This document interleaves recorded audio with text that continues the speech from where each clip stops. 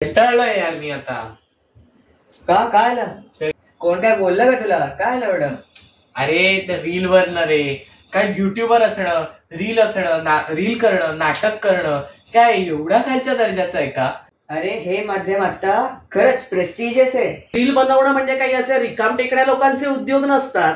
Reel बनवण्यासाठी एक डोक्यामध्ये एखादी कन्सेप्ट यावी लागते, एखादी कल्पना यावी लागते, मग ती सत्यात उतरवावी लागते, त्यासाठी शूट घ्यावं लागतं, ती गोष्ट करण्यासाठी किती तांत्रिक अडचणींना सामोरं जावं लागतं।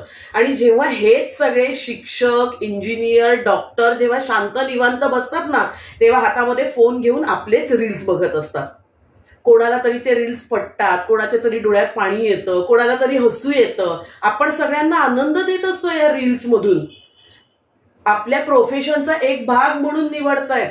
फक्त डॉक्टर, इंजिनियर, वकील आणि हे सगळे हुद्दे म्हणजेच कुठेतरी मोठे आणि अशा पद्धतीने लोकांना उपयोगी पडणारे। कुठेतरी बाहेर जायचंय फिरायला तरी आपण रील बघतो। ते रील बनवणारे लोक आहेत म्हणूनच आपण ते बघतो आणि त्या ठिकाणी जातो की नाही।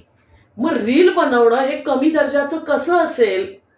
ज्यांना काही कामं नसतात आणि काही सुचत नाही अशांना सुद्धा आपले रील्स उपयोगी पडतात। मग जे आपल्याला नावं ठेवतात कामं नसल्यावरती, अशा सगळ्यांसाठी मिळून आपण आपलं काम सुरू ठेवूया। कसलं सांगा बरं? रील बनवण्याचं।